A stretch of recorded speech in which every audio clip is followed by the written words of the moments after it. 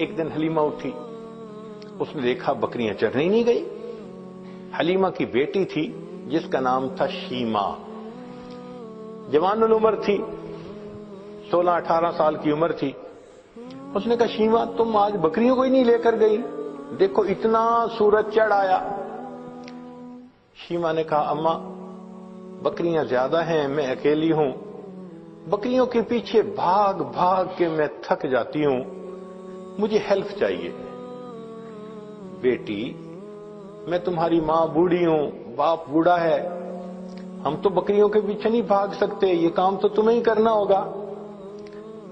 تو شیما نے کہا کہ اماں مجھے ہیلپ چاہیے۔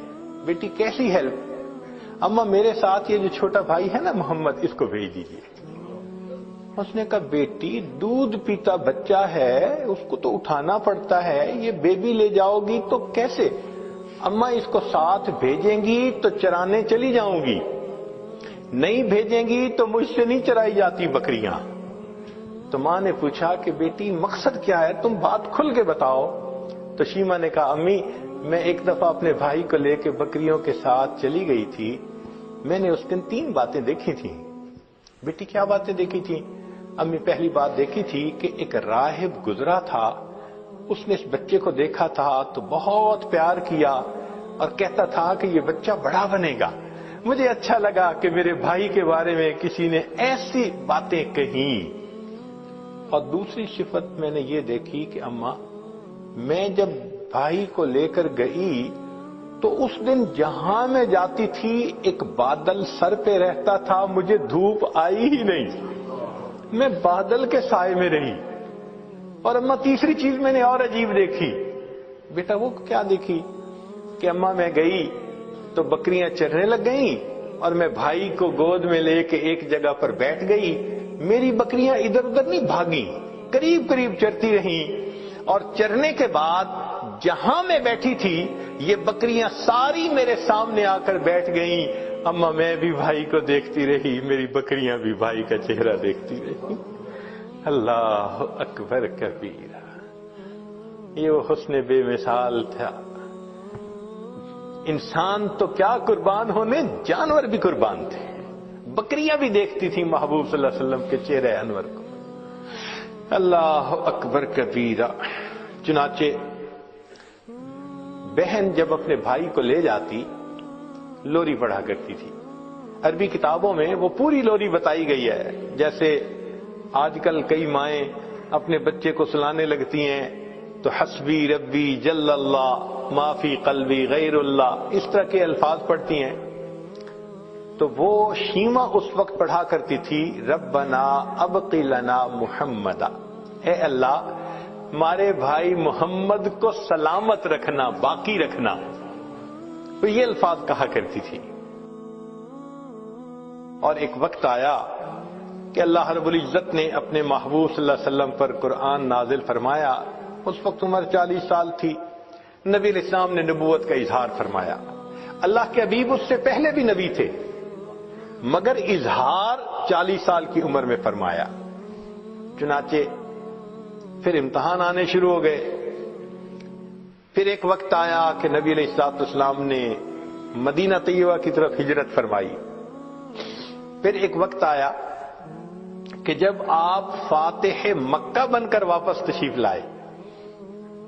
پھر فاتح مکہ کے بعد حنین کا میدان تھا، اللہ رب العزت نے مسلمانوں کو بہت مال غنیمت عطا کیا، بہت زیادہ۔ 6000 قیدی تھے، 12000 بکریاں تھیں۔ اب ان قیدیوں میں نبی علیہ السلام کی جو رضائی بہن تھی نا شیما، وہ بھی قید ہو کر آئی تھی۔